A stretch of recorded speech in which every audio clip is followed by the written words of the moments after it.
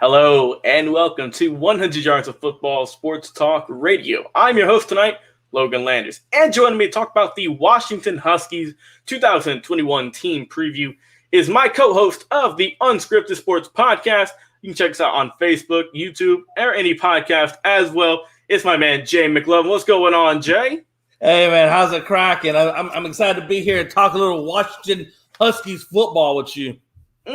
I'm with you, man. Hey, and I know the Huskies fans are ready to get this season going. They just, man, it sucked for them last year. They just could not get anything going last year. Just COVID really affected their season last year and only able to play a handful of games. So there wasn't too much to look at. But, hey, it's all right, though, because you know why? It's a new year. People are getting vaccines. People are getting safe. And we're getting a whole season of college football this year. So I know all the Husky fans are looking forward to this show here tonight. Well, before we get started, though, if you guys enjoy this video, please be sure to check us out on Facebook or YouTube or Twitch. Give us a like, comment, share, or subscribe. Be sure to get into all of the Washington Husky football groups on Facebook. I see all y'all up there doing some good things, leaving some good comments. Thanks for all the love you guys have been showing us over the years. Also, check out our podcast on Spotify, Apple, iTunes, iHeart, anywhere you listen to podcasts. Check us out for live daily content. All right, Jay. You're up to bat, my man. Let's get this one going. What do you like about the 2021 Washington Huskies football team? Well, I like the fact, again, on offense, they have I like it when you get a lot of starters coming back. I like it when you got 7 starters coming back. You got a QB1 who played last year and did quite well. That they didn't make it the last year. They actually made it. They were in the championship, but then they forego the championship because of COVID, and so they don't go to the championship, right? So now this year, they pulled out of the Pac-12 championship due to COVID. So this year should see them with championship aspirations. They're sitting ranked number 12. So they're not, and I really like they got 8 starters on defense coming back, 7 starters on the offense coming back. So that's not a bad way to start out, especially when you don't have to worry about your quarterback being new. You got an experienced quarterback, and we'll get more into that situation in a minute. But I'm just saying, I really like the fact that they have so much of their team coming back, and the fact that look, man, they were going to be in the championship last year, and I really believe they're going to be obviously with the championship this year because the majority of their team is actually coming back. What do you think, Logan?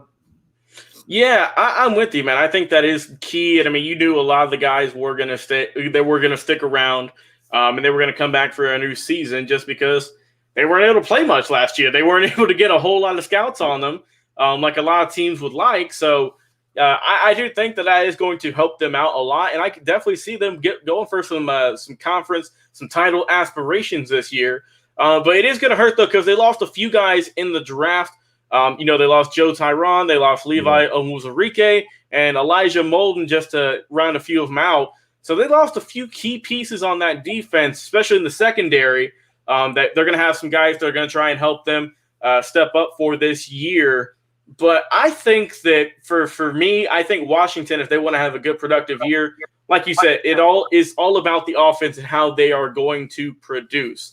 Because, like I said, Washington's been more of a hunker down defensive type of squad. But the thing with them, Jay, is they have an outstanding offensive line. They really do. They just gotta get more offensive production.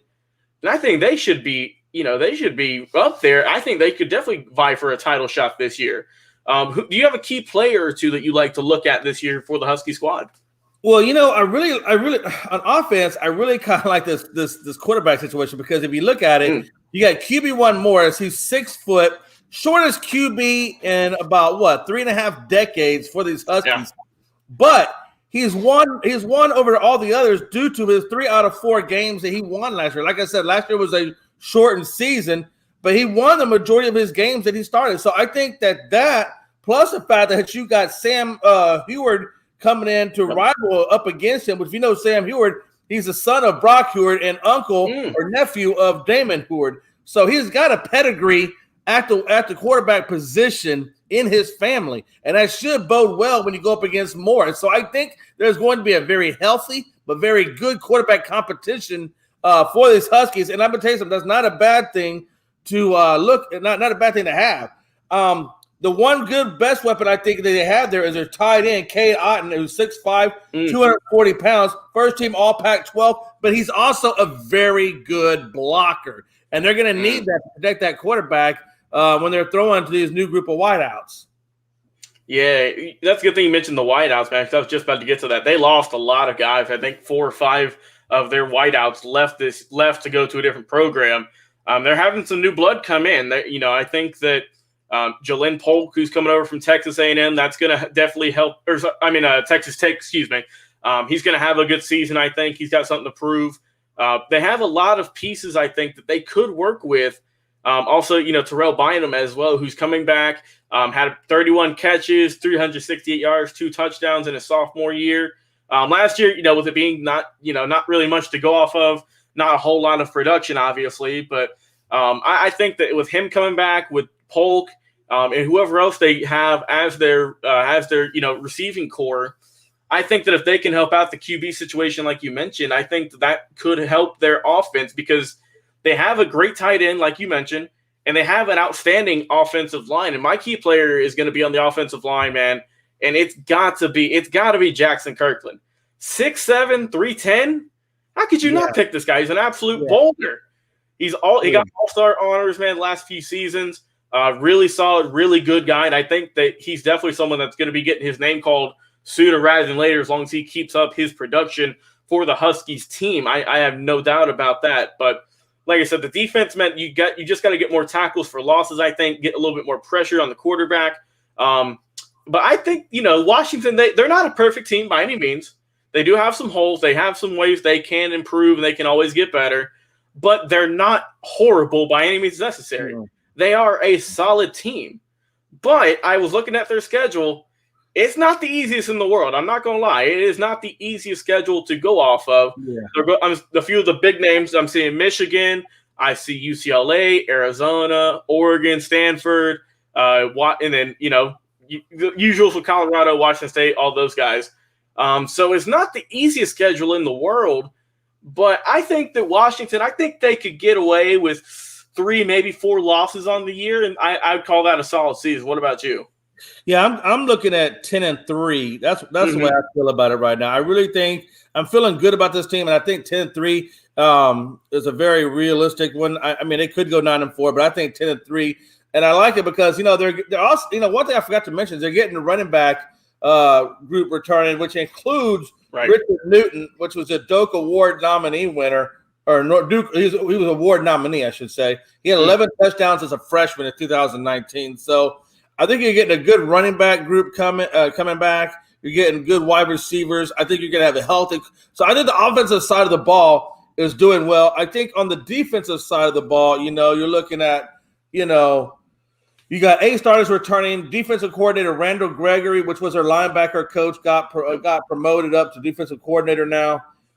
And I don't see the reason why they can't do it. I mean, they do have some spots to fill. Obviously, their secondary is probably one of the biggest needs of help they have. They do have a lot of people to compete for the quarterback position. I think safety is going to be another weak point for this team. But and all in all, man, I mean, I 10-3, 9-4. I think those are both very realistic numbers, and I think they'll probably be back in the Pac-12 championship game once again. And hopefully they don't have to pull out for any COVID-related issues. But I think number one, I think they'll be in the Pac-12, and number two, I think they'll probably win the Pac-12. Yeah, I definitely could see that. I mean, with a team who's got, like you said, they're mostly known for their defense and how amazing they are. I mean, they got one of the Pac-12's top defenses. In their conference. There's no doubt about that. They got some great players. They got Zion Tupola-Fate. Like I said, I'm trying my best to get these names here. They're a little tough. We'll get them later, man. But he's an absolute monster at the linebacking position, man. He had 7 sacks in just 4 games last year. Yeah. So that lets you know that give this man a whole season. Give him the whole 2021 season. We'll see how many sacks this guy can rack up in the Pac-12. I expect him double digits. Easy. I'm expecting this guy to get maybe, I could see getting close to 15 the way he was working last year. I could definitely see that. They got Edifon. What is that? Oh, I'm sorry. No, I was just wanting to comment on, we're talking about that defensive line. I think that Texas A&M transfer guy, that edge rusher, Jeremiah Martin, the guy can run. Right. And I think I think speed on the defense, especially on the defensive line area, is going to be huge for helping them, especially, when you got a secondary that's unproven. That defensive up front is going to have to be fast and quick to take some of the pressure off of that secondary. Yeah. Yeah, I think so too. And also a guy I like on that defense side of the ball is Edifon Ulofoshio, who he led the team with 47 tackles. So he had a pretty solid year as well. So like you said, they are known for their defense. Like I said, the secondary is going to take a little bit of a hit this year. They lost a lot of guys in that secondary unit, but I think they should be fine. Trent McDuffie and Kyler Gordon are two guys who I think could step up. They're really good tackling corners. They're solid at their positions. I think they could help with Elijah Molden, man, who was our heart and soul, who got drafted in the NFL. So I think those two guys could step up. And also they're getting a guy from Oklahoma with Brendan Radley Highs. So I think that between those guys, I think that you might not get the locker room leadership that you got with Molden, but I think you can easily get the production that Molden had between those guys. I think you could easily do that. So, Jay, what do you think? What are your final thoughts on the Huskies' upcoming season? Yeah, I think they're going to face two big tests, right? I think the first test you talked about was week 2 at Michigan, right? That'll be their first test, and I think the second test is going to be Oregon at home. And if they can win both of those games, Michigan on the road and Oregon at home, then I think they determine their own fate. Right. I really do. I think their fate is in their own hands, and I don't see why they can't win either one of those two levels. So I'm gonna tell you right now. I said before, just like A&M, don't sleep on these Huskies. They have a little bit of issue, but man, I tell you what, the upside of this team far outweighs the negative points that there is, and this team should and will most likely produce a solid outcome. And I do see. My final thought is I see a Pac-12 championship in their future.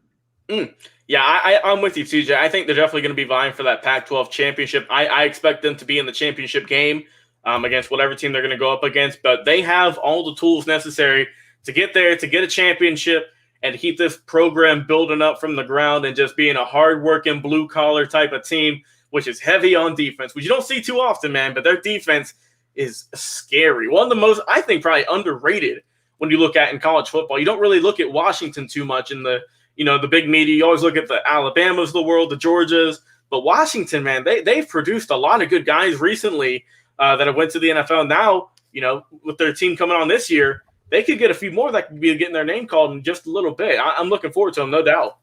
Absolutely. All right. Well, hey, if you guys have enjoyed this video here tonight, first off, thank you so much for tuning in, whether you're watching us live on Facebook, YouTube, or Twitch. And hey, also be sure to go check out our podcast. Just go over to Spotify, Apple, iTunes, iHeartRadio, Stitcher, or anywhere you consume your daily listening habits for the podcast.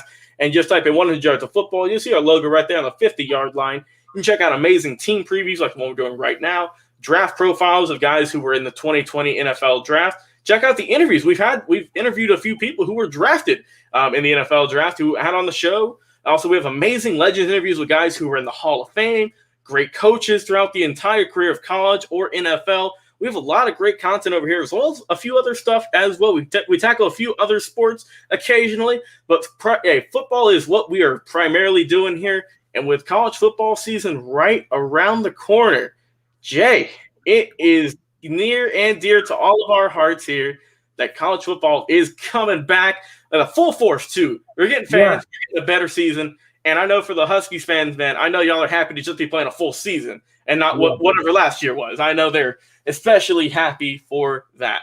Well, hey, Jay, first off, man, thanks so much for coming on the show. It's always a pleasure having you on talking some football with you, man. Also, go check out, if you want to hear more about me and Jay, go check out Unscripted on Facebook, YouTube, or BS3 Radio. Listen to our podcast as well. We talk about any sports, man. We go with a lot of great stuff over there with our amazing co-hosts. It's myself, with Jay McLovin, Frankie C., Big Shot Rob, and, of course, the lovely Melanie. And we also have a few guests. Hey, like I said, I'm not going to spoil who all we've had on the show, but go check out our show. Go see who all we've had on the program, and I think you'll definitely enjoy that if you enjoy what me and Jay been doing here tonight talking about the Huskies. Well, Jay, thanks for coming on, my man. I've been your host tonight, Logan Landers. And, hey, everyone have a great night. Have a great weekend, and we'll talk to you guys very soon.